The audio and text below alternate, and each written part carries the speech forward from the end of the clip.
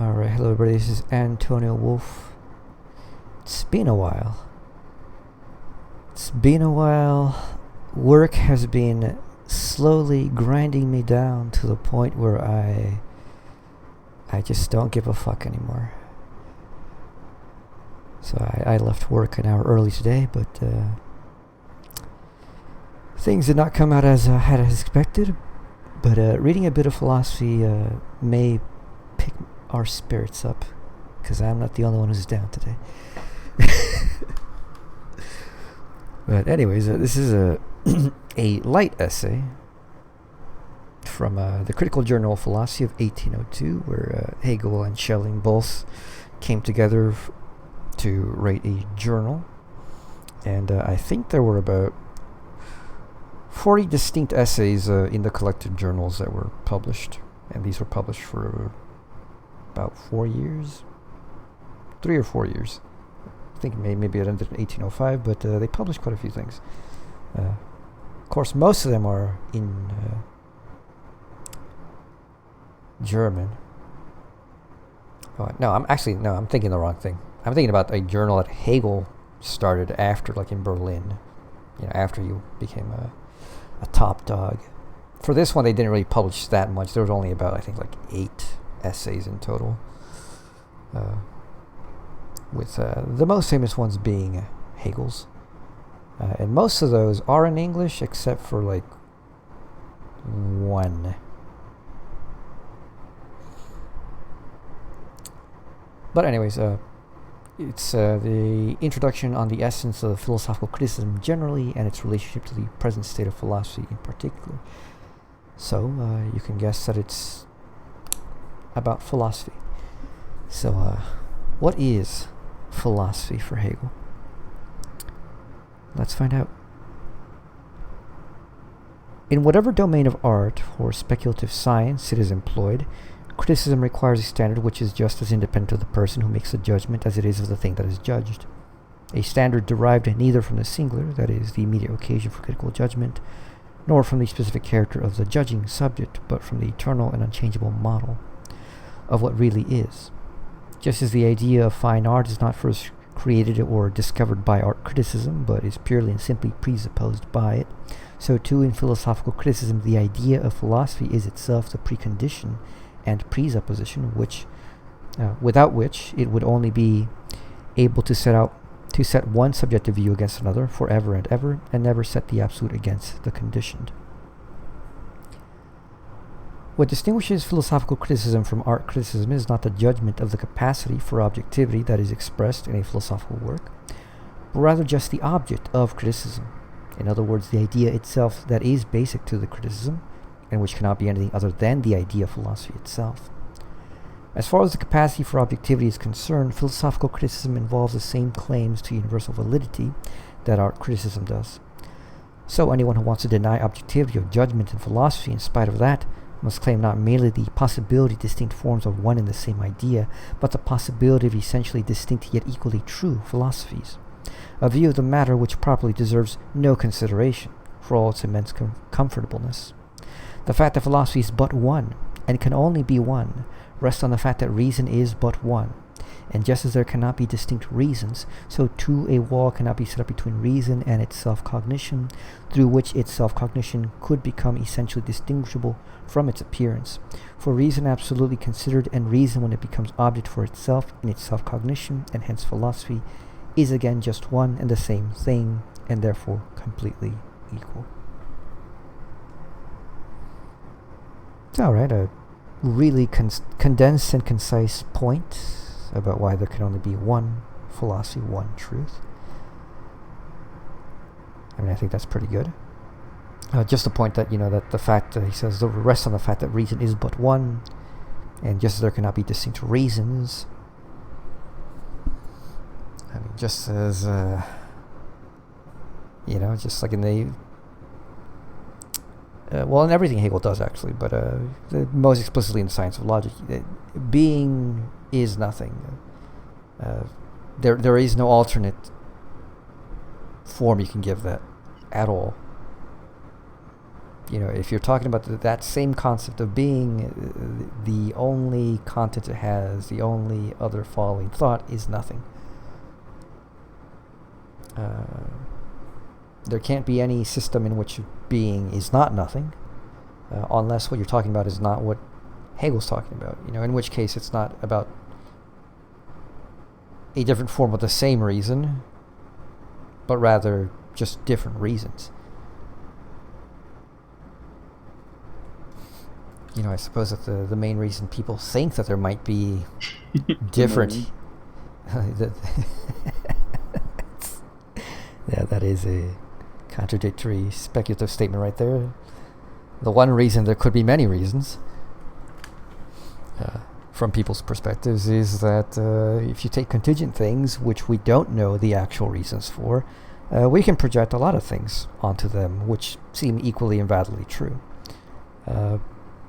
But we don't know that. It's just the same way that we could hypothetically have different scientific models that explain the same thing, because at least on the same things where they converge, that we know of, they manifest the same phenomenal expression. So we can't tell one model from another and how true they are. But it's not that, these are equally true. No, these are equally true insofar as we're ignorant as to the further conditions of either one.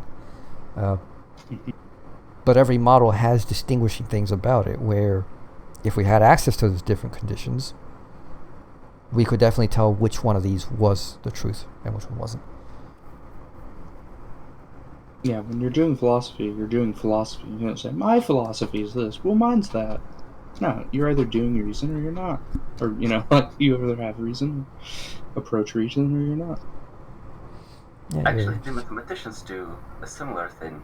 When you, of those of you who know about mathematics, is when you try to prove that something is the same, you first assume it's not, and you assign maybe a symbol to different things. We may be the same, but maybe not, and then you derive from that those two things must be talking about the same thing. It's sort of similar what Hegel just did, by just first saying reason, and then philosophy, and then deriving that it's the same thing. Yeah, actually that's a pretty good example about mathematics, where systems of mathematics are based, on their axioms, postulates, whatever you might call them. And mathematicians know very well what they're talking about insofar as you specify what systems of axioms you're talking about. If you could have equations in different systems that look the same, and that even locationally happen to produce things that seem very much identical, but the reasoning behind them is very different, and the actual meaning within the system is very different too. Right, but I'm also talking about simple things. You're talking very abstract, but I'm also talking about simple values. I could say the solution to my problem could be 5 or it could be 6, right? Those are two different answers to the same question, possible answers. But what if you don't know how that is 5 and 6? What if you just say are there more than one solution? You first assume that there are, and then you derive that there aren't, because by assuming that there are two, you get into sort of a contradiction, or you find a reason to believe that. But first, to find a reason, you first have to assume that there aren't, that there are multiples, and then you derive that there aren't.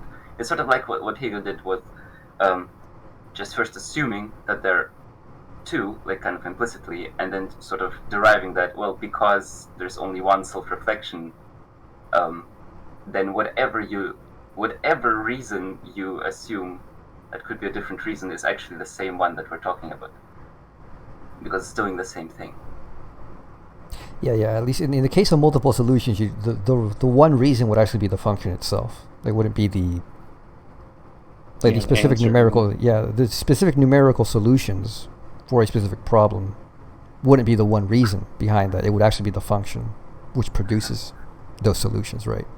So in a quadratic equation, it's the quadratic equation that sets up the solution. Right.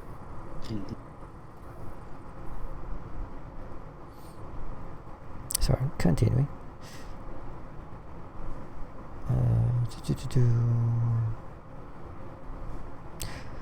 The ground of a distinction within philosophy itself cannot lie in its essence, which is strictly one, any more than it can be based on the inequality of the capacity to shape the idea of philosophy objectively. For the fact is that in the philosophical perspective, the idea itself is all that counts, while the capacity to set it forth, that comes additionally with its possession, makes only another side of philosophy, and one that is not peculiar to it.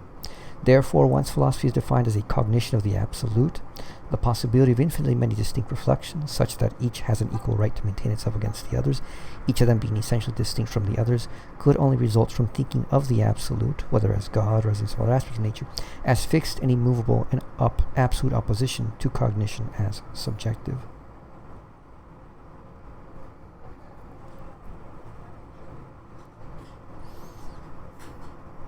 Okay, I read that and my mind did not process it, so allow me to reread that again. Okay. The ground of a distinction within philosophy itself cannot lie in its essence, which is strictly one, any more than it can be based on the inequality of the capacity to shape the idea of philosophy objectively. Okay. For the fact is that in the philosophical perspective, the idea itself is all that counts, while the capacity to set it forth that comes additionally with its possession makes only another side of philosophy, and one that is not peculiar to it. Alright, so there's philosophy as the object, and then our way of knowing it. Therefore, once philosophy is defined as a cognition of the absolute, the possibility of infinitely many distinct reflections, such that each has an equal right to maintain itself against the others, each of them being essentially distinct from the others, could only result from thinking of the absolute as fixed and immovable in absolute opposition to cognition as subjective. Okay, I think that makes sense. That if you really grasp, yeah, if you grasp that it is indeed the absolute, then your cognition can't be set up as another thing outside of it, which would be a distinction, which would offer an opposite truth. Even if you take it to be a false truth, nonetheless, it's an opposition against the absolute. Yeah. And there would be nonetheless, there are distinctions within philosophy, but it's not grounded in the distinctions, it's grounded in the absolute. But its essence is the totality. Yeah.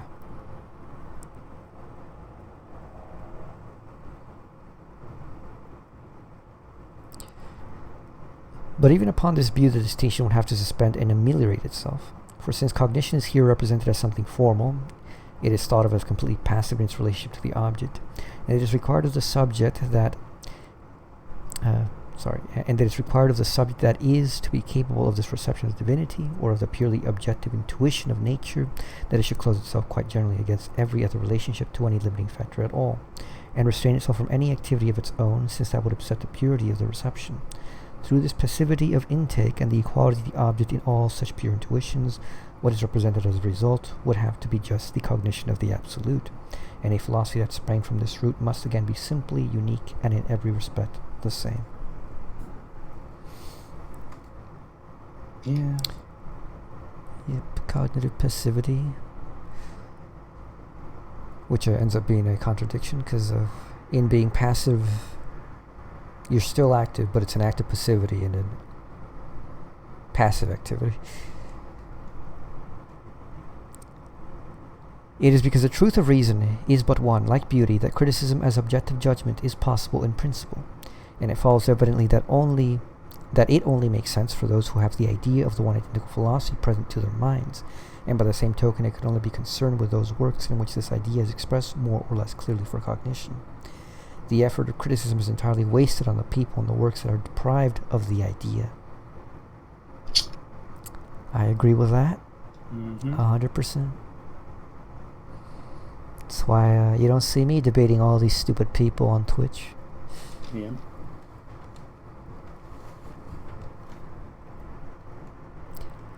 In the absence of the idea, criticism gets into the gravest difficulty.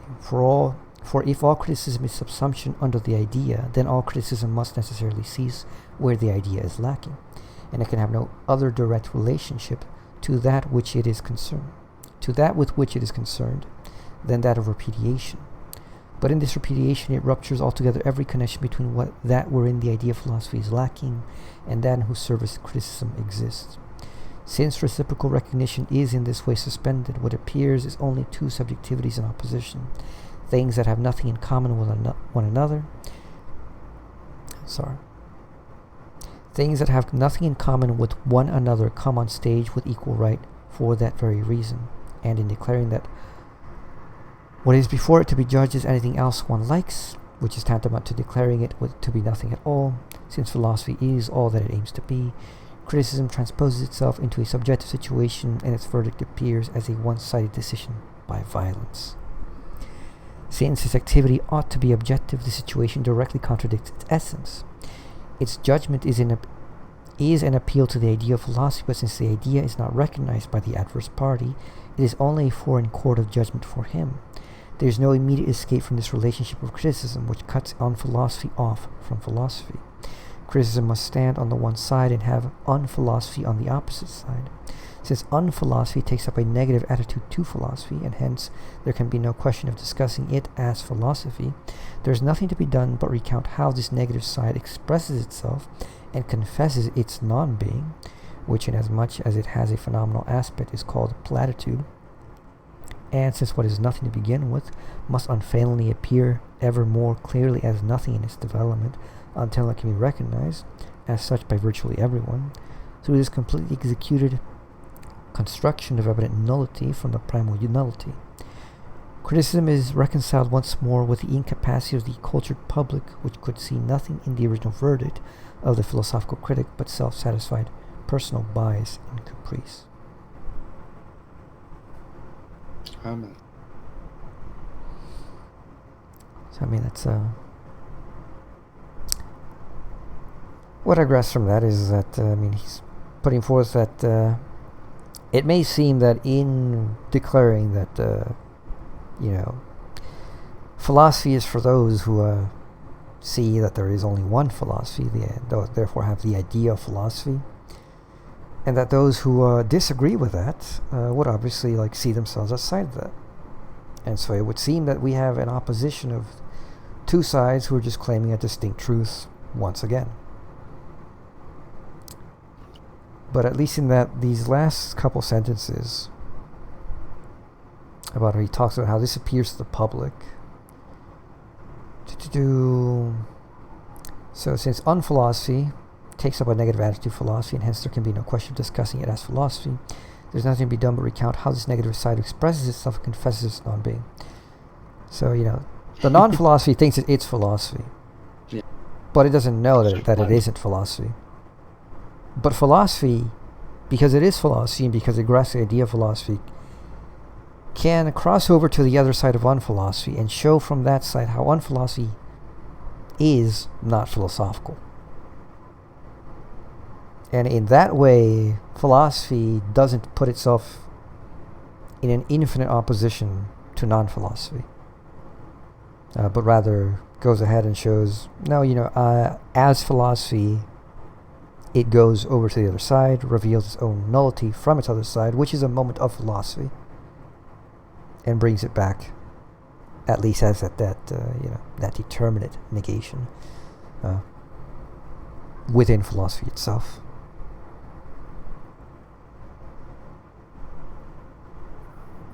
Another thing I read out of this is that he specifically mentions that the non-philosophy is the kind of thinking which assumes that there could be multiple philosophies. So from that I follow that anyone who does believe that there's can only be one philosophy is therefore trying to grasp at the true philosophy, and anyone who, as he says, for example, tries to reason in platitudes, then of course platitudes would contradict.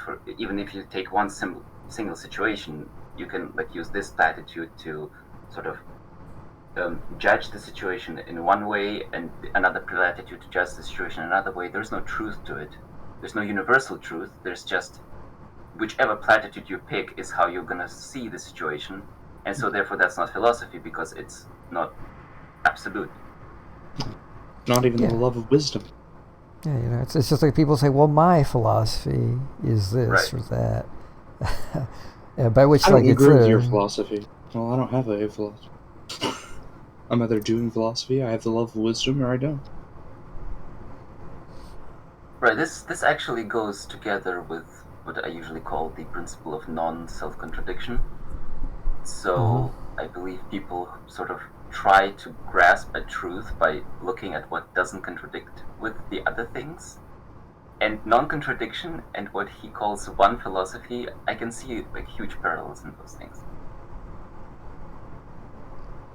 In one way, yes. In another way, no. But it's stuff that comes up later in his philosophy, and Right. I just wanted to throw it out. yeah. So probably is best is discussed either at a later moment if it comes up or at another time. So Sure. on the other hand, where the idea of philosophy is actually present, there it is the concern of criticism to interpret the way and degree in which it emerges free and clear in the range within which it has been elaborated into a scientific system of philosophy.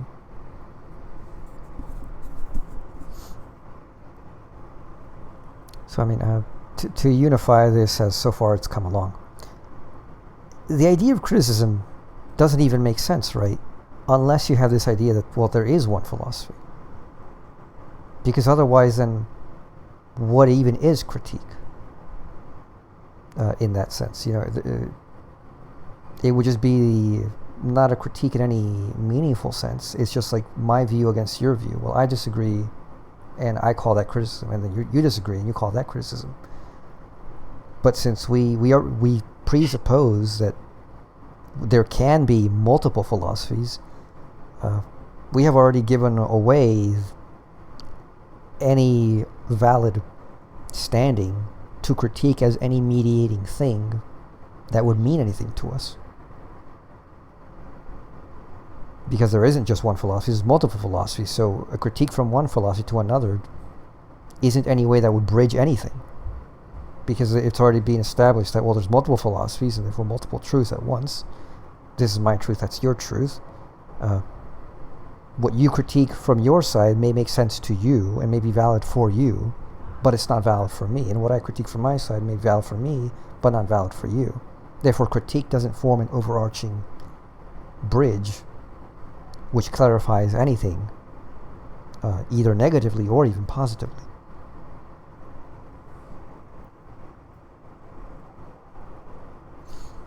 So, hadn't thought about that before, but yeah, that's a pretty good point. That the very idea of criticism just doesn't even make sense unless you have the idea that there is only one philosophy. Yeah, I mean, it's exactly why, the point. Sorry. Yeah, go ahead. Exactly the point that I was having in the discussion with my mom just now. Criticism, there's no way to understand critique, be it postmodern, be it multicultural, Marxist, there's no way to understand critique without some prior agreement. I call that truth. Yeah. Sure. Yeah. But I have to say, you guys, this discussion. Sorry. Keep in mind we're recording, so whatever you say will be. Oh crap! Okay, Yeah. You know what? Sorry about that. Go on. No, it's okay. No, I mean, what you said was actually, relevant, just like letting you know. Because you just jumped in. Say something personal. All right. The thing we're reading is linked.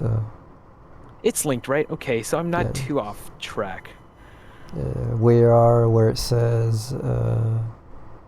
What was it? Idea philosophy. It's the sentence, the singular sentence. Subjectivity. On the other hand, or the idea. Oh, on the other hand, where the idea of philosophy is actually present. Yeah, just go down to that. So, anyways, okay. That was the only point I was summarizing there, up to what we've read. That he's made some points about how there can only be one philosophy. That the very idea of the criticism of philosophy implies that you have to accept there is only one standpoint. Otherwise, it's meaningless. Like before you jumped in, I was going to say, like currently, meta philosophy doesn't even make sense, because most meta philosophers, as I can tell, are intellectually afraid to commit to the claim that there is only one philosophy, and therefore this is the standpoint of where you can judge all these other philosophies. And therefore, meta-philosophy goes nowhere. And indeed, like I've tried reading some big papers, from famous people. Like they're mostly analytic, because it seems to me mostly analytics are kind of like into that these days, for whatever reason. Yeah, I think it's like a.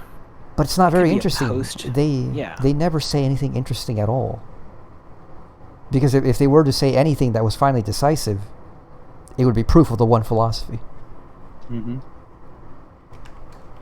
But then they wouldn't be a leading thinker of the movement in that philosophy. Well, It'd just be one among many philosophers. Saying that only one philosophy is also a kind of meta-philosophy. It's just that it's a meta-philosophy that sort of negates itself after coming to a conclusion that there's only one philosophy.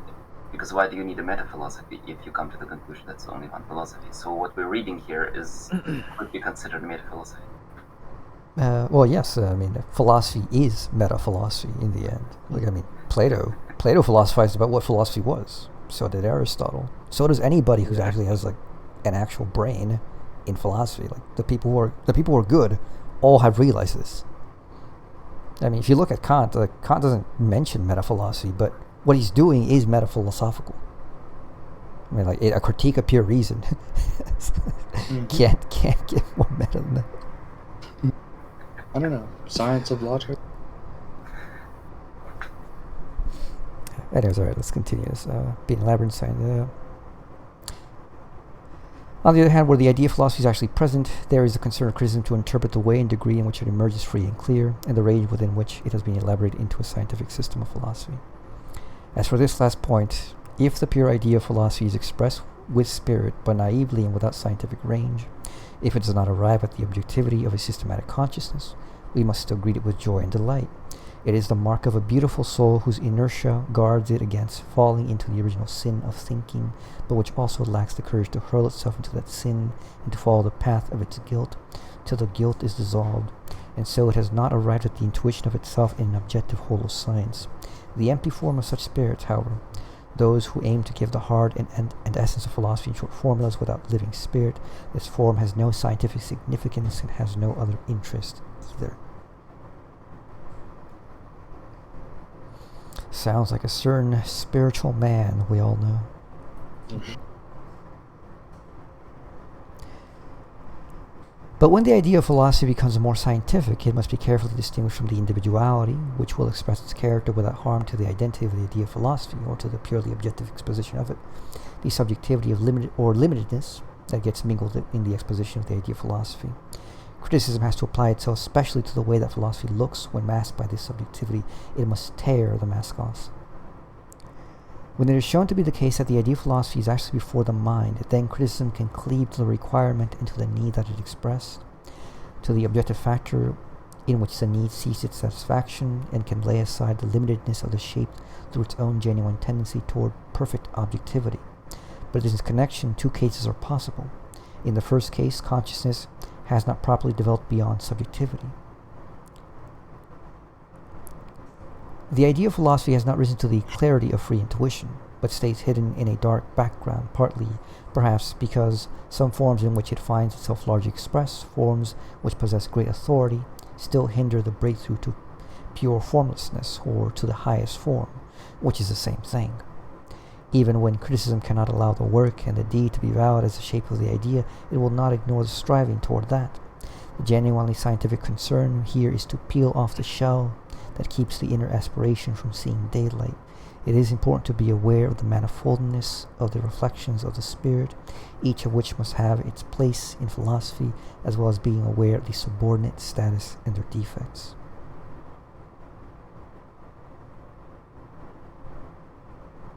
So you can tell that here he still hadn't fully grasped his own way of what the idea is. He says it's the pure formless or the highest form, which is the same thing. This is still thinking in the classical philosophical sense. The highest genus like being, where being is the absolutely universal and therefore indeterminate, which then, I mean, by the time Hegel catches on to his insight, still remains with this, but also contradicts it very directly, where the highest form is the form of forms, finally. What he calls the idea. And it is formless in that it is the indeterminate form,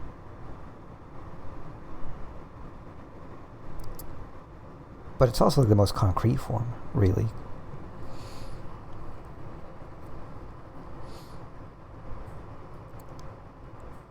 So even criticism cannot allow the work and the deed to be valued as the shape of the idea. It will not ignore the striving toward that. The genuinely scientific concern here is to peel off the shell that keeps the inner aspiration from seeing daylight. It is important to be aware of the manifoldness of the reflections of the spirit, each of which must have its place in philosophy, as well as being aware of their subordinate status and their defects.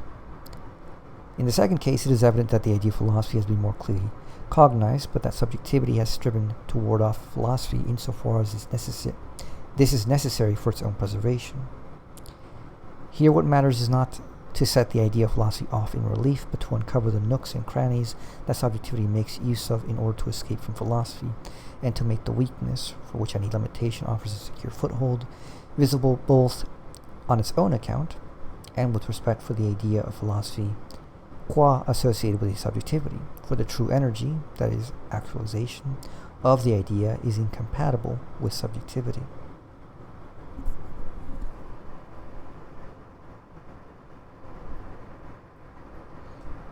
But there is still another way of proceeding upon with criticism. Sorry, let me read that.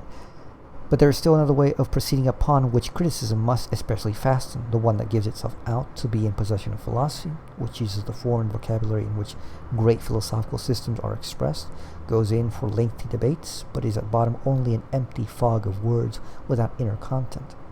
This sort of chatterer, though lacking the idea of philosophy, gains for itself a kind of authority through its very prolixity and arrogance. Partly this is because it seems almost incredible that such a big shell should be without a kernel, and partly because the emptiness is, in its way, universally understandable. Since there is nothing more sickening than this transformation of the seriousness of philosophy into platitude, criticism must summon up all its forces to ward off this disaster. Wonder who he's talking about. Yeah, I'm not being ironic. I do wonder who he's talking about. I don't know, but he was our age when he wrote this. Could be any number of enemies. Imagine the enemies we've made. Oh, crap. That reminds me of a certain server that we were in, AW. Oh, yeah. I literally have forgotten that server exists.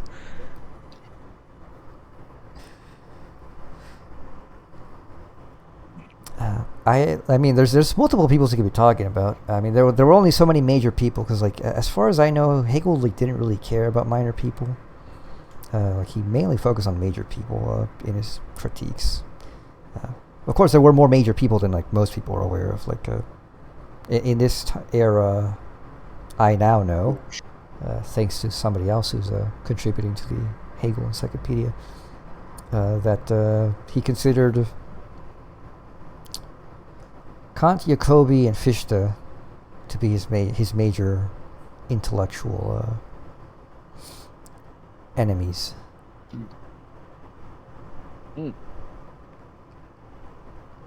So, I mean, Jacobi wasn't building any systems, so he couldn't be talking about Jacobi. Could be Kant, because this does seem kind of like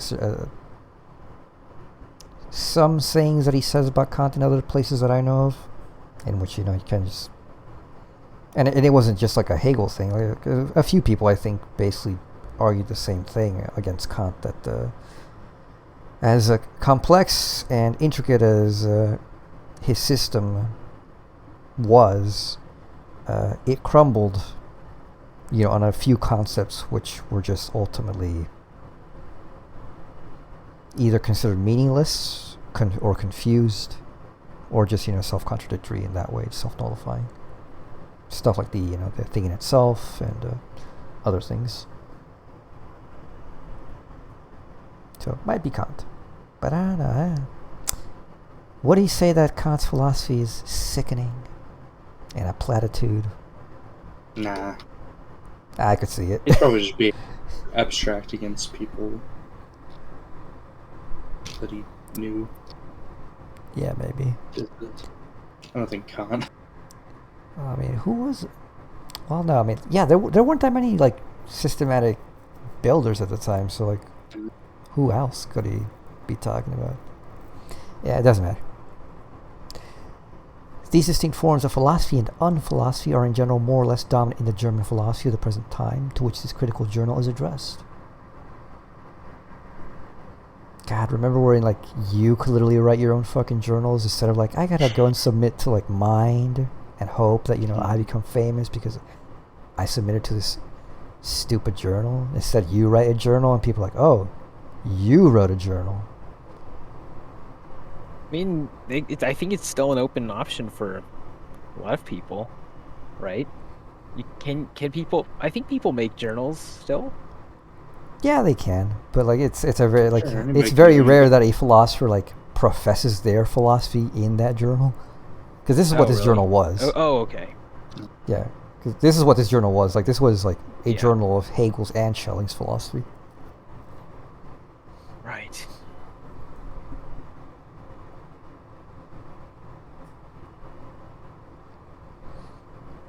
I mean, yeah, I'd like to see that nowadays, but I don't know of anybody who could pull it off.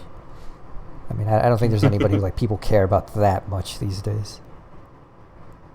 You remember what Rick Roderick said about, philosophical journals today? These days, that was in the 90s. What did he say? If Man. 12 people go to the conference or whatever, and if that plane went down, then there goes that philosophy journal. Man. Yeah, that reminds me. There's like so much stock taken in the mere fact that one has published in a journal, that it's it's taken as a sign of its truth. Yeah, but what's know. truth anyway? It's just Reality revealed. it's just the white man's perspective. I literally had this discussion. It was just so distressing. Man, I don't want to toot my own horn about this, but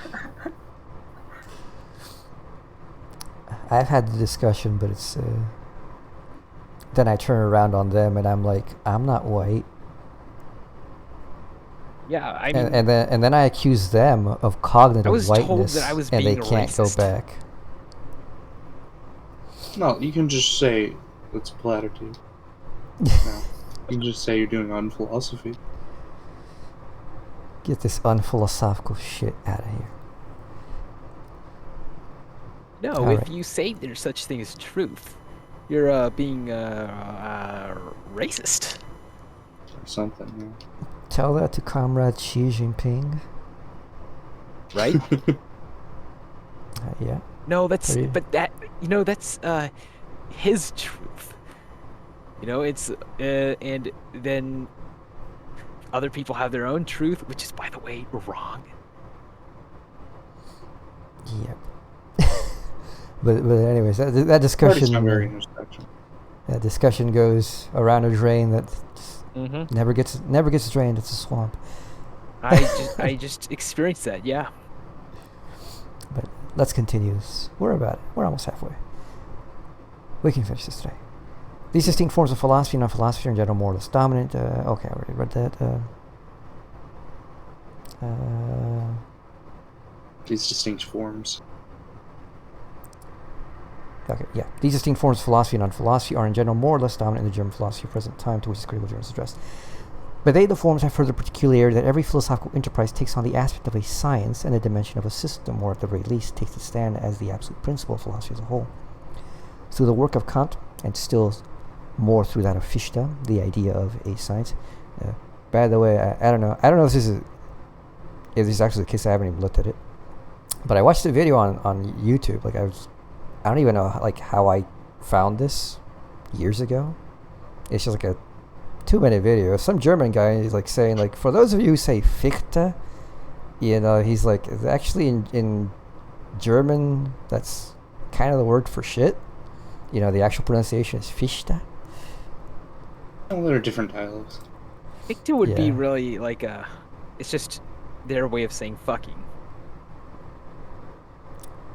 See, German's just a Yeah, speculative language. Haha. But anyways, ever since then I say Fichte, even though like everyone else says Fichte. Not me. I say Fichte. Yeah. Fichte. It's gonna make some people cringe. It's just like, you know, Kant.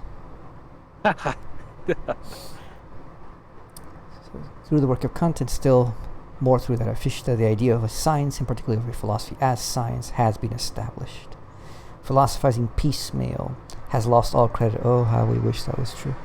And the possibility of counting for something as a philosopher through a variety of philosophical thoughts upon this or that topic, published perhaps in scholastic treatises, no longer exists. Oh, how we regressed. As a result, a multitude of systems and principles is arising, which gives that part of the public which is philosophy a certain outward similarity to the state of philosophy in Greece, where every prominent philosophical mind elaborated the idea of philosophy in his own individual way. At the same time, philosophical freedom, emancipation from authority, independence of thought, seems to have reached such a pitch with us that it would be considered disgraceful to call oneself a philosopher after the fashion of a school that already exists. Opinion has it that thinking for oneself can only proclaim its presence through originality, the invention of a system that is entirely novel in one's own. True that. You gotta tell that to all those, Hegelians. If there were any. Yeah.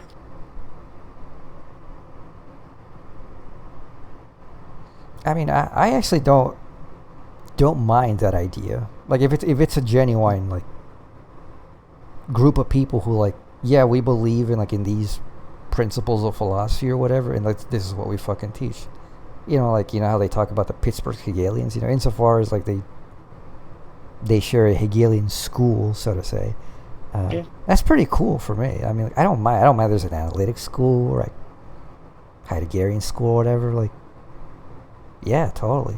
Go ahead. I actually much prefer that than people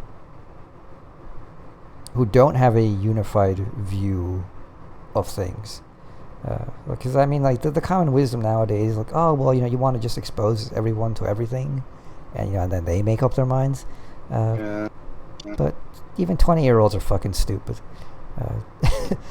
You just show them a bunch of different ideas. I know. And you show them a bunch of different ideas, and all they do is just like, well, it seems like I thought this was right, and I took this other class, and they told me it was wrong, and like, okay, I guess what they said made sense to me, so must be wrong. So now, they go from Hegelian to a Deleuzian to a Whiteheadian to whatever, like a Are certain. you tracking someone's specific trajectory? Yes, after I said it, but not before I said it. I realized it after I said it. But if you get people in a system, you at least get them to think about the unity of things, and I think that it structures the mind more towards proper philosophical cognition than a smorgasbord of like, here's various views, you figure it out. Yeah, I agree. It just inculcates the misconception that philosophy is a body of doctrine. Mm-hmm. When it really isn't. Mm-hmm.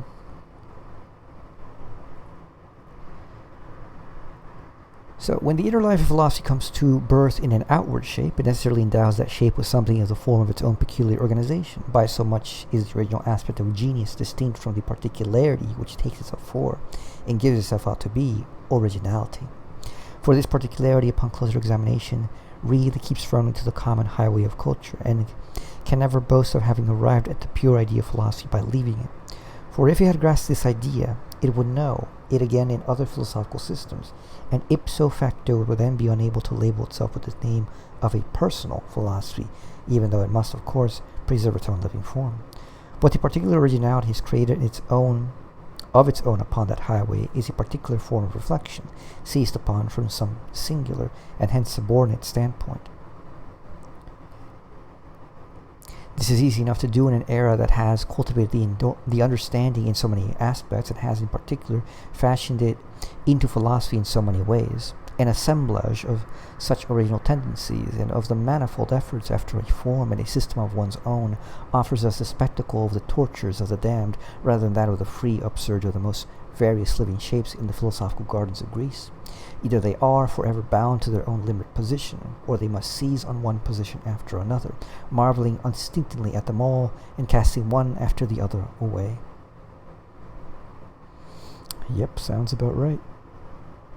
True that.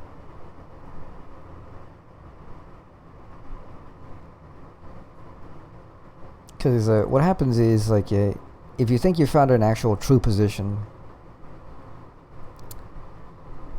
two things happen. Either you're like, well, all these other people are wrong, or all these other people are right insofar as they're just, like, doing what I'm doing, but worse. Ooh.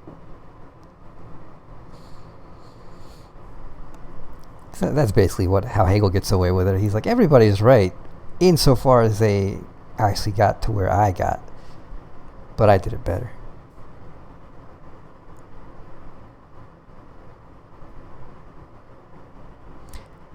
As for the labor of enlarging a particularity of this kind into a system and setting it forth as the whole, this is a hard labor in good sooth, and a particular originality must surely come to grief over it, for how could what is limited to be capable of extending itself into a whole without ipso facto flying to pieces itself? The very quest for a particular principle is already committed to the goal of possessing something of one's own, something that satisfies oneself alone, and renounces any pretension to the objectivity of knowledge or to its totality. And yet the whole is more or less present in objective form, at least as raw material, as a mass of knowledge. It is hard to do it violence and to follow the thread right through it consistently with one's own peculiar concept. But at the same time, given that the whole, is indeed there, one is never permitted to stage it approvingly without coherence with one's principle. The cleverest way, it seems, is not to bother oneself on that account, and to set up one's own peculiar principle as the only thing that matters, leaving the rest of knowledge to bother itself about its coherence with the principle. It seems, of course, that this is a lower task altogether, to give to the basic principle its objective scientific range. But if, on the other one hand, this range is not to be lacking, and on the other hand, one wants to spare oneself the effort of bringing the manifold array of knowledge into coherence with itself and with the limitedness of the principle, the way of proceeding that unites both of these requirements is that of provisional philosophizing, that which sums up what is present not in terms of the needs of a system of knowledge, but on the following ground: that it seems that what is present can have its use then too. To exercise our heads, for why else should it be there? Alright, so it seems to me like this is kind of like the describing the attitudes of, okay, you decide, like, I need a system, I'm gonna have a system. And you're like, well, I gotta base a system on something. So you try to find the principle. And then you realize that it's very, very hard. That if you have this mass of knowledge, and you're like, okay, I got my principle, and now how do I go from that principle to all this manifold of knowledge? And actually doing that is where the real work's out. It's a lot of work, which is why most people don't do it. I know I was stupid, and I tried to do it back in my mid-20s. And then I read Hegel, and I'm like, fuck it. This guy did it better than me. I'm wasting my time.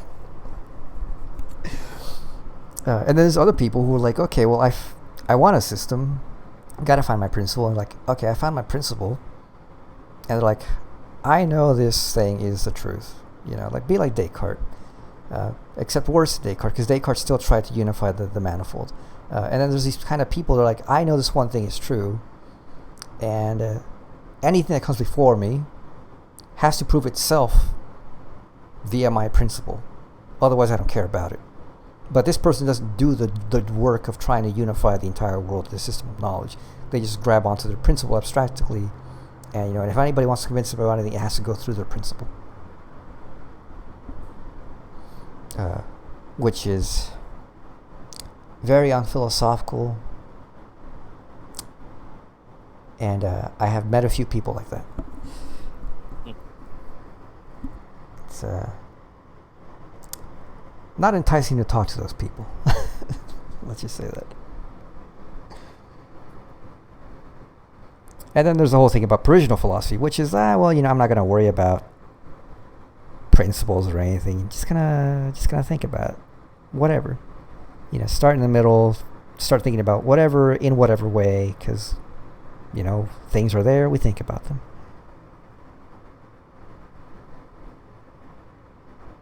Seems super popular today. Yeah, it is. That's kind of the way it is. In this respect, the critical philosophy has performed an exceptionally important service. To wit, it has been proved therein, to express the matter in its own words, that the concepts of the understanding only have their application in experience, that reason as cognitive through its theoretical ideas only involves itself in contradictions, and that its objects must be given to knowledge generally by sensibility. All this is useful for getting us to renounce reason in philosophic science and give ourselves over to the most crass empiricism. The crudest concepts dragged into experience and an intuition polluted by the rudest offspring of a spiritless reflection have been given out as inner and outer experience and actual facts of consciousness. Everything has been tumbled together under this heading upon an assurance received from anywhere that it does occur in consciousness, and all this comes to pass by appeal to the critical philosophy, which has proved that experience and perception are necessary for cognition, and which allows reason no constitutive relationship to knowledge, but only a regulative one. Apart from the fact that unphilosophy and anti-science, which philosophy used to regard with easy contempt, have taken on a philosophical form for their justification, the critical philosophy has in this way brought about even greater benefits. To wit, it has reconciled healthy common sense and every limited consciousness with philosophy, along with her finest blooms, which are at times called the highest moral interests of humanity.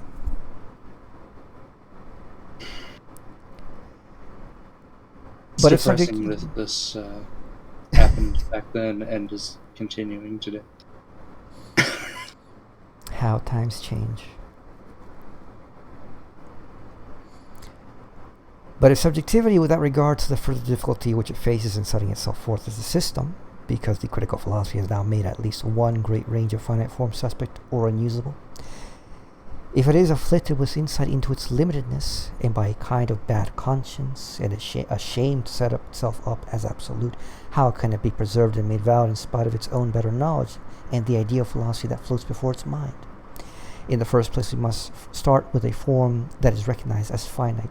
It must represent nothing but what is, to all appearances, an arbitrary starting point, worth nothing indeed upon its own account, but it has to be granted for the moment, because its utility will become evident soon enough.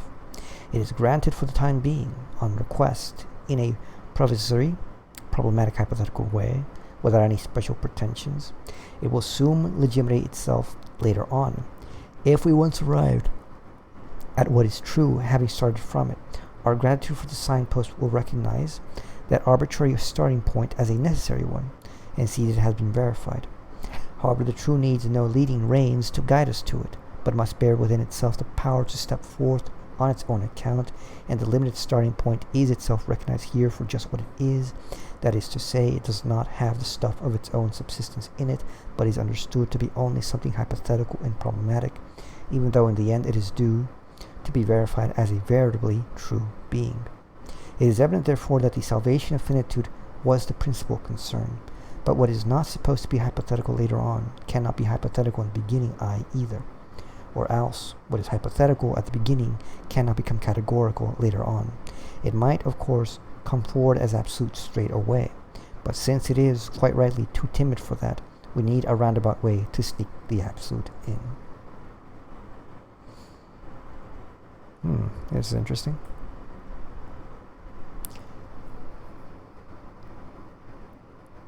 So this, because this is the kind of way that I had framed this, and I actually got this from a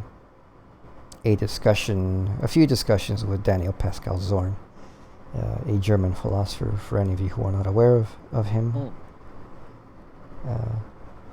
And he interprets Hegel's philosophy in this way, that he thinks that, say, at the beginning of the logic, has to be hypothetical. Precisely because, we don't know that it actually is the truth. So, he says, well, then it must be a guess. We're hypothesizing that, this is, one, the beginning, two, that this is indeed what it seems to be.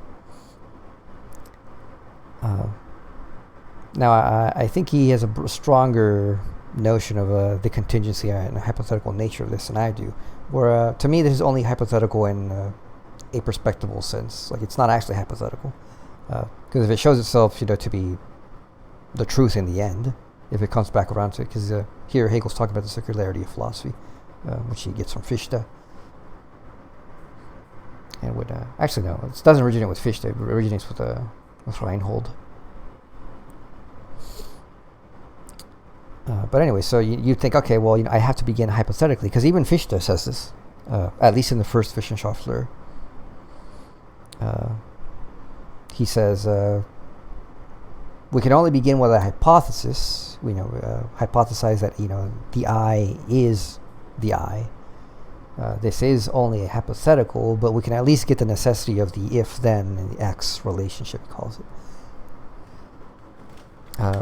But with being, the only thing hypothetical about it, as I can tell, is that it's hypothetical that it is the beginning, if the beginning has any meaning. But it's not hypothetical that it is what it is. That's fully there from the beginning.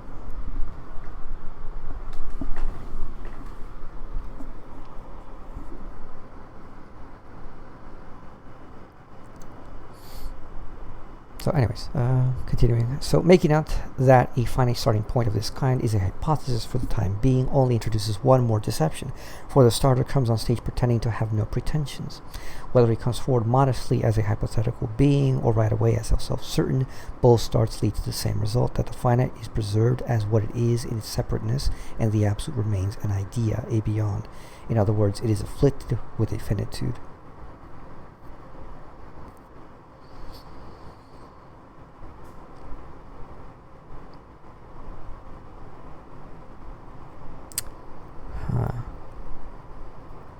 That is a good critique. A false humility. This thing like, well, here's I'm gonna. Because by the time you write out a book, and you've brought something out, it's not a hypothesis, but they start the book like, well, let's take this hypothesis. It's a false humility. You're right.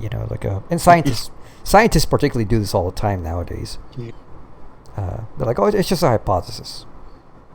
I believe it's true, but it's just a hypothesis.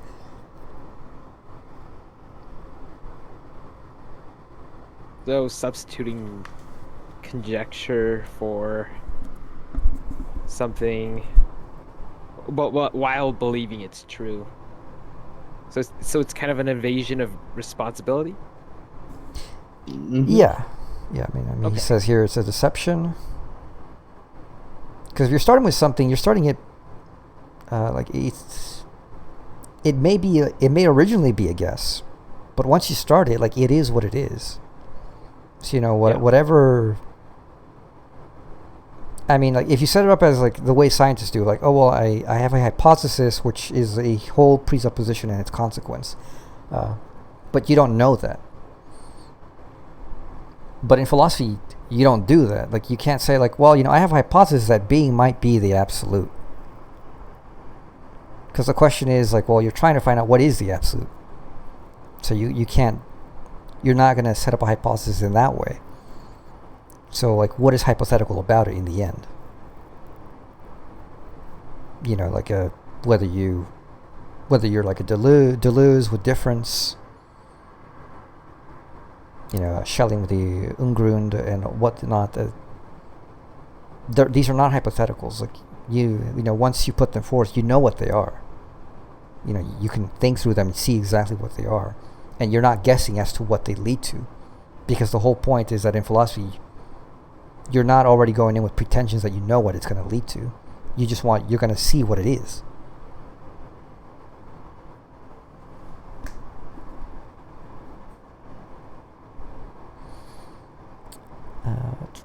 But I'm not exactly clear on why he thinks that this sets up a separateness between I was a little the finite and the confused by absolute. separateness thing.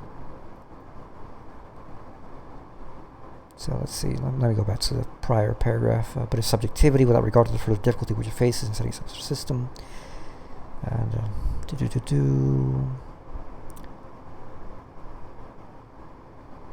okay, it is afflicted with insight into its limitedness and by a kind of bad conscience, and is ashamed to set itself up as absolute. How can it be preserved and made valid in spite of its own better knowledge and the idea of philosophy that flows before its mind? Oh, okay. Yeah, that's how it is. So this is taking like these systems which are based on the critical philosophy, which still retain the notion of the thing in itself. In which, like, there is the truth, the absolute over there, and here's cognition here, and we don't want to accept that Kant, was right about us being unable to say anything, but we're too afraid to claim that we do know it, so, we gotta sneak in some kind of humility. We gotta sneak in the absolute somewhere, and we gotta sneak in and pretend that we're humble too. But this sets up the condition in which, like, whatever we say, one, we say it's hypothetical when it actually isn't.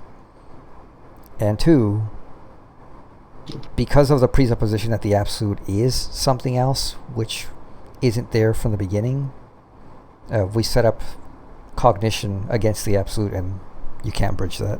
That's the finite distinction. So the finite is preserved as a mere phenomenon, where, the absolute remains the indeterminate noumenon. There he says, remains an idea, a beyond, is afflicted with a finitude.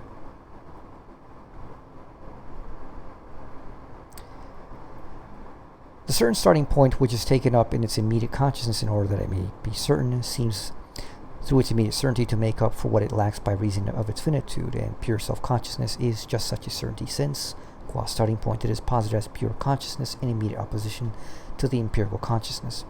In and for itself, the concern of philosophy cannot be with finite certainties of this kind.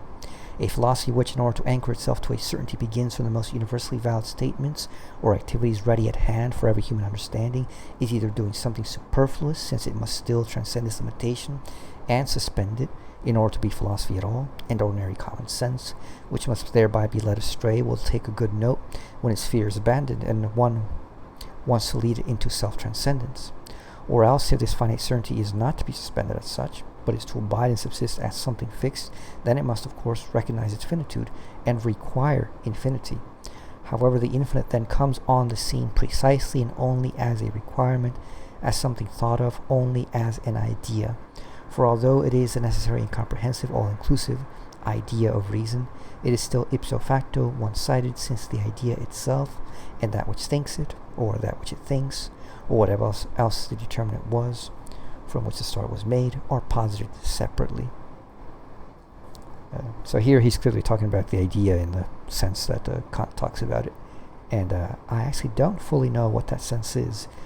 I gotta read about it. All I know is that for Kant is that the ideas were regulative, and that Kant recognized that what he was talking about with the ideas harkened back to what Plato was talking about with the ideas, which is precisely why he called them ideas.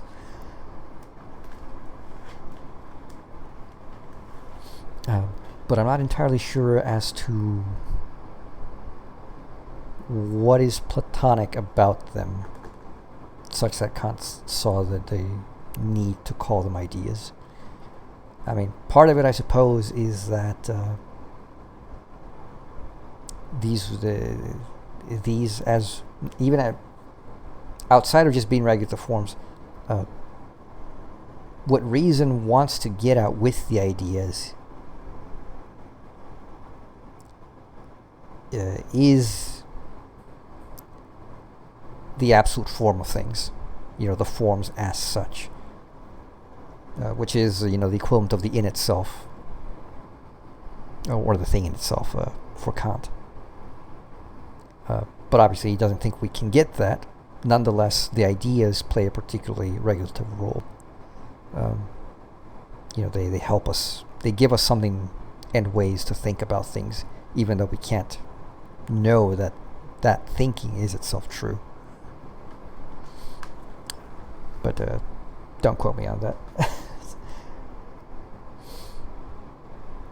Gotta learn my Kant someday.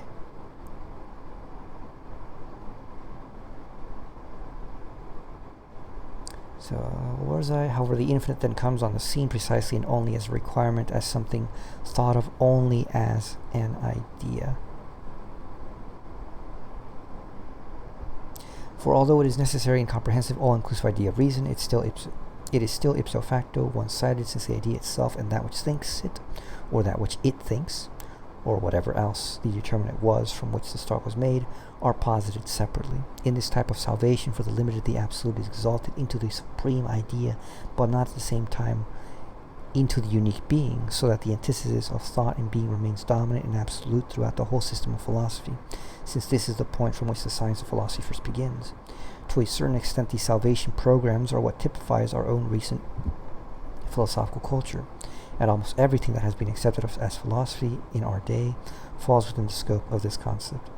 Even though the highest manifestation of philosophy of the last generation has not overcome the fixed polarity of inner and outer, of here in the sensible world and yonder in the noumenal one, it allows two opposed philosophies to stand, one in which we can only approach towards the knowledge of the absolute, in another which is within the absolute itself, though this latter is, to be sure, only established under the tide of faith. In this way, the antithesis of dualism is given its most abstract expression, and so philosophy is not let forth from the sphere of our reflective culture. As a result, the most abstract form of the antithesis is of the greatest importance, and from this most acute extreme, the transition to genuine philosophy is all the easier.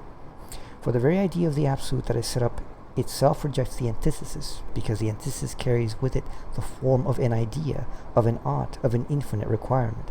We must not overlook how much the study of philosophy has profited from the manifold elaboration that antithesis in general has undergone, the antithesis which every philosophy aims to overcome, because a later philosophy was directed against the form of the antithesis that was dominant in an earlier one, and overcame it, even though the later philosophy fell back again, all unwittingly, into another form of antithesis.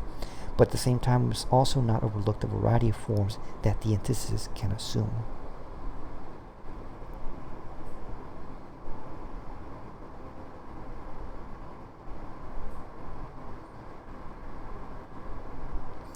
Well, I had encountered that critique that, what is it he says? Even the highest manifestation of philosophy of the last generation has to overcome the fixed polarity of inner and outer, of here in the sensible world and yonder. In the noumenal one, it allows two opposed philosophies to stand, one which can only approach towards the knowledge of the absolute, and another which is within the absolute itself. Though this latter is, to be sure, only established under the tide of faith. In this way, the antithesis of dualism is given its most abstract expression, and so philosophy is led forth from the spheres of our reflective culture. As a result, the most abstract form of the antithesis is the greatest importance, and from this most acute extreme, the transition to genuine philosophy is all the easier. For the very idea of absolute is set up itself rejects the antithesis, because the antithesis carries it with the form of an idea, of an ought, of an infinite requirement. That the split between Kant and Jacobi, reason and faith, Kant sets up the idea as regulative ideas, which give us things to aim at in our thinking, but since reason and faith have a structure in relationship to each other of an ought, they therefore The very idea of the critique of pure reason and then the counter-critique of faith fall under the very regulative idea, which was supposed to be regulated by the critique of pure reason, and therefore it gets undone. So that's a pretty clever argument. That's a pretty clever critique. That the very ideas which are supposed to be regulated regulate the regulation.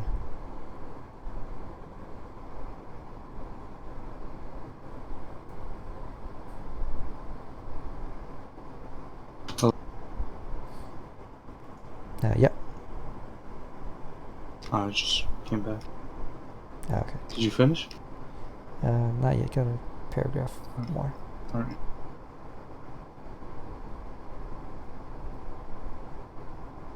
But what will be the alternative? I mean, to the very ideas that need to be regulated to regulate the regulation. I mean, you'd have to have other ideas that regulate these ideas, and then other ideas that regulate those ideas. That would be an infinite chain of ideas that you'd have to come up with. I mean, somewhere you have to sort of start.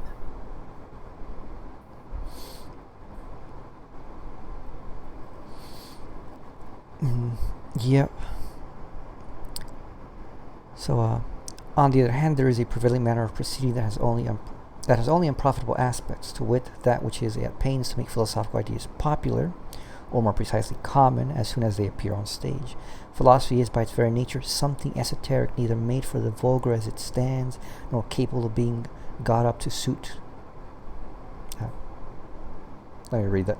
Philosophy is by its very nature something esoteric, neither made for the vulgar as it stands, nor capable of being got up to suit the vulgar taste. It only is philosophy in virtue of being directly opposed to the understanding, and hence even more opposed to healthy common sense, under which label we understand the limitedness in space and time of a race of men. In its relationship to common sense, the world of philosophy is in and for itself an inverted world.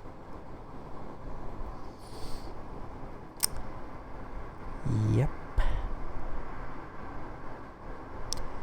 When Alexander, having heard that his teacher was publishing written essays on his philosophy, wrote to him from the heart of Asia that he ought not to have vulgarized the philosophizing they had done together, Aristotle defended himself by saying that his philosophy was published and yet also not published. In the same way, philosophy now must certainly admit the possibility that the people can rise to it, but it must not lower itself to the people. But in these times of freedom and equality, in which such a large educated public has been formed, that will not allow anything to be shut away from it, but considers itself good for anything, or everything good enough for it. In these times, even the highest beauty and the greatest good have not been able to escape the fate of being mishandled by the common mob, which cannot rise to what it sees floating above it, until it has been made common enough to be fit for the possessing, so that vulgarization has forced its way into being recognized as a meritorious kind of labor. There is no aspect of the higher striving of the human spirit that has not experienced this fate. Yeah, philosophy tube.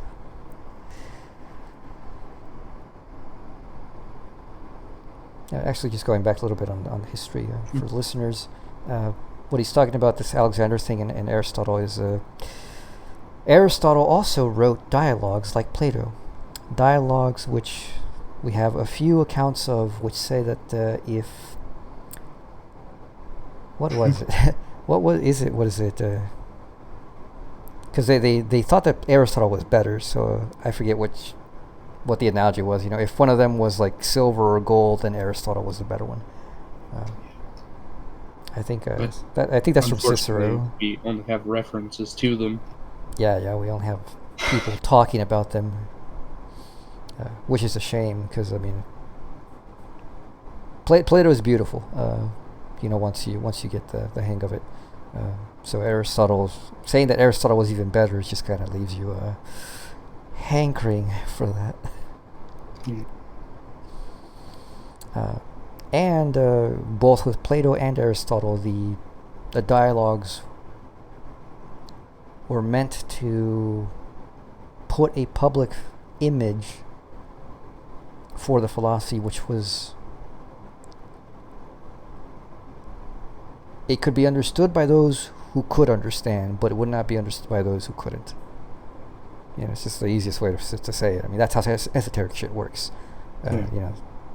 There are messages there for those who know, and for those who don't, they're never going to get it. So, that's what it means that, Aristotle defended himself by saying that it was published, and at the same time it wasn't published. It's the philosophy is there in between the lines, because the way dialogues are formed, like they don't just straight out tell you. Even when it seems that they straight out tell you, they don't straight out tell you what is really like going on in concept. Yeah.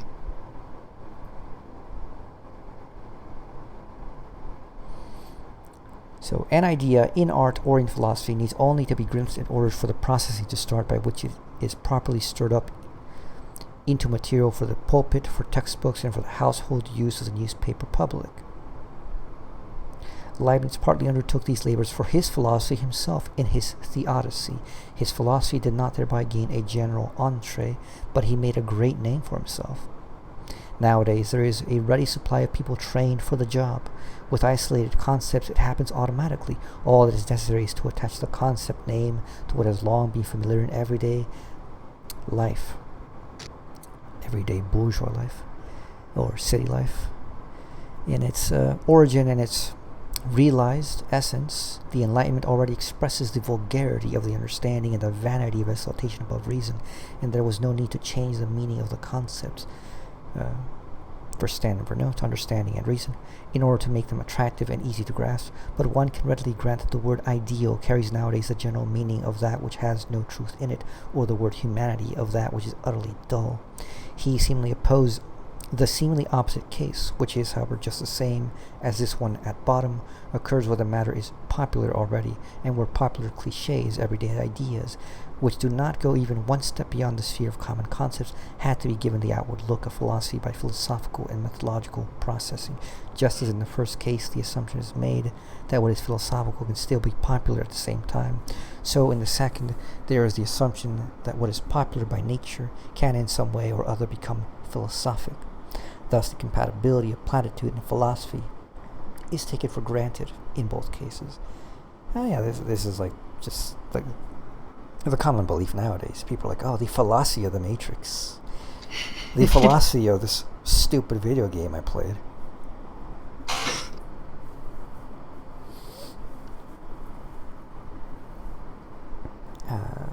That's kind of like where people say, like, take the popular and like think that it can just become philosophic in that way.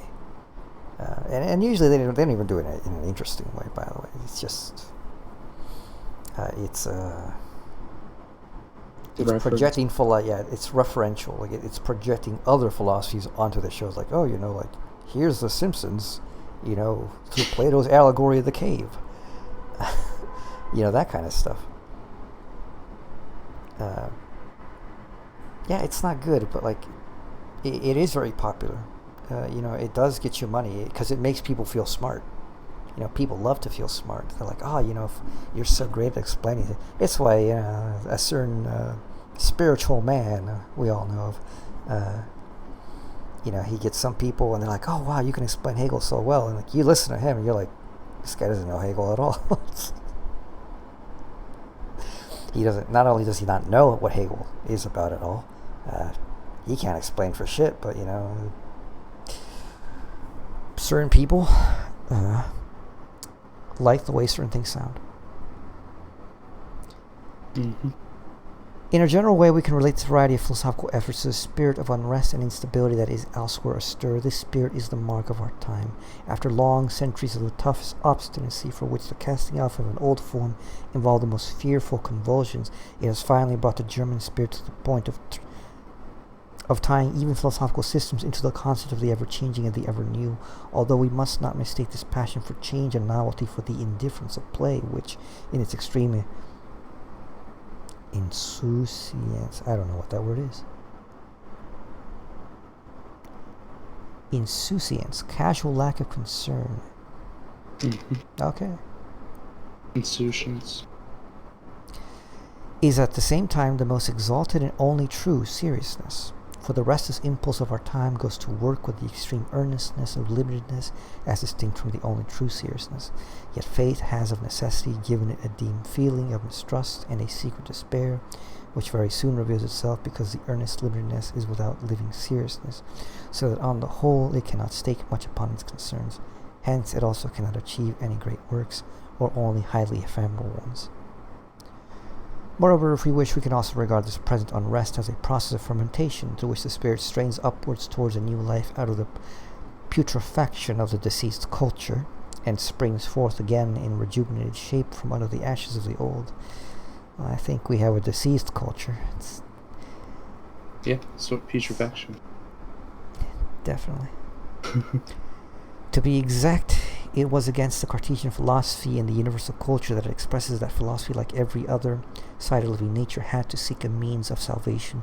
The Cartesian philosophy expounded in a philosophical form the universally comprehensive dualism in the culture of the recent history of our northwesterly world, a dualism of which both the quiet transformation of the public life of men after the decline of all ancient life and the noisy political and religious revolutions are equally just different colored outward manifestations. What philosophy has done for its salvation has been greeted with fury where it was pure and openly expressed.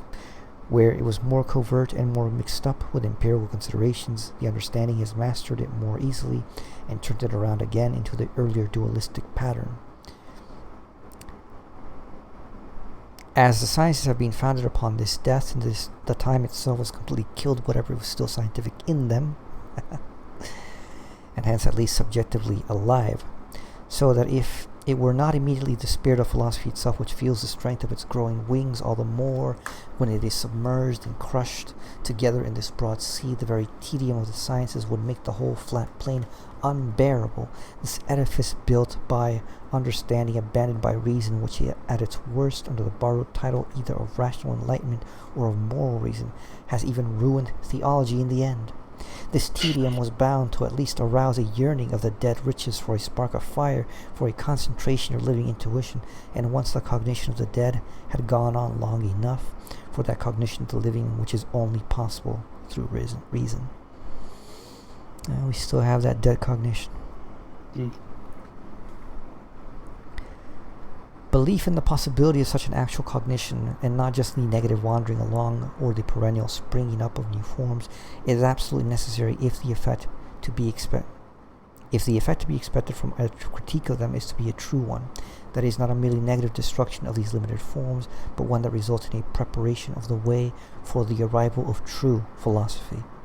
But in any case, even if it can only produce the former, merely negative, effect, it is quite proper that the pretensions of limited forms and the enjoyment of their ephemeral existence should be soured and cut short, and he who can may well regard philosophical criticism as nothing but the ever-turning wheel, dragging down again every instant the shape that this surge had thrown up.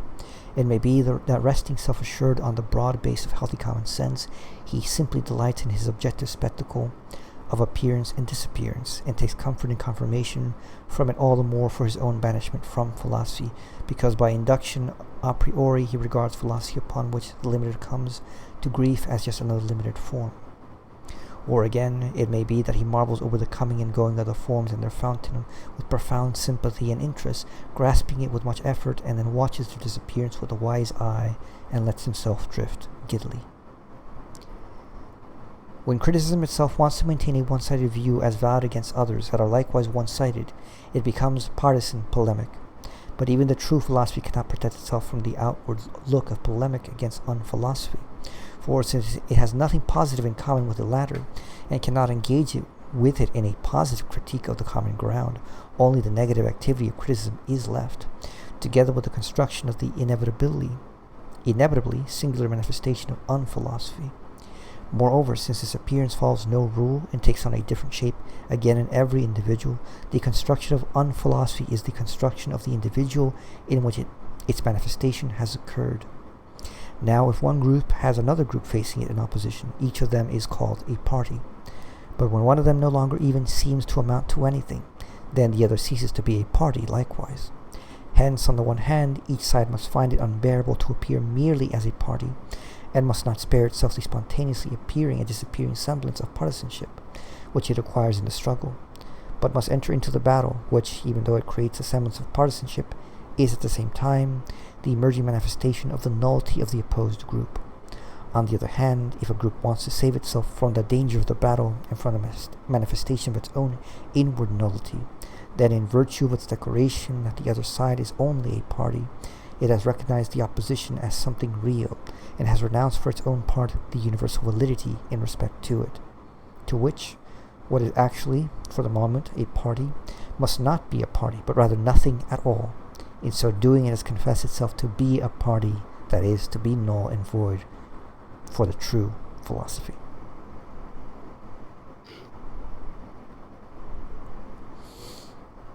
Based.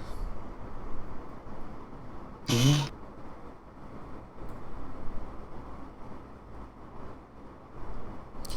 So, That'll pretty probably- clear text.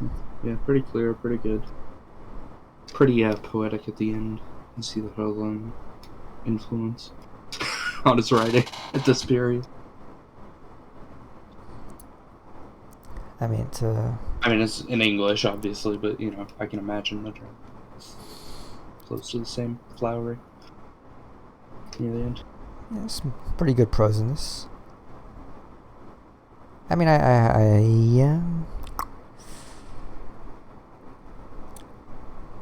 have to agree with this. Now, I think like he kind of tones down the rhetoric later on, but the spirit remains the same. That insofar as what we call unphilosophy appears before us, and we're going to critique it, the critique is going to undo it and show that it is from within itself a nullity, and therefore it cannot be recognized as a party against us, and therefore we can't be a party against them.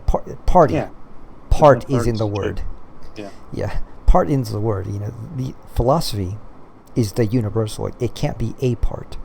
Mm-hmm. Right. So, to recognize a part against which I am against would be to, in practice, deny the universality of philosophy that I'm doing. So, this is why, at least here, he's adamant that, we can't, at the beginning, outset, honor these positions as philosophy.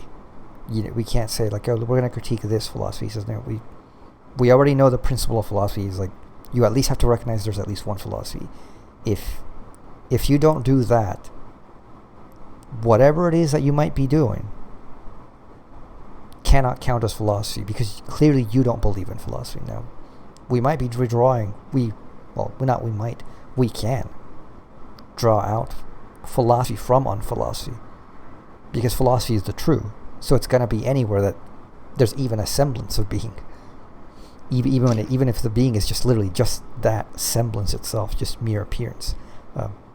To that extent it would be true, and to that extent we can draw out the philosophical from the unphilosophical, but the unphilosophical would not recognize that for itself. Yep. This is like a critique of pure unreason. Yep. But anyways, finish that one. We'll see what we read next time. See you around.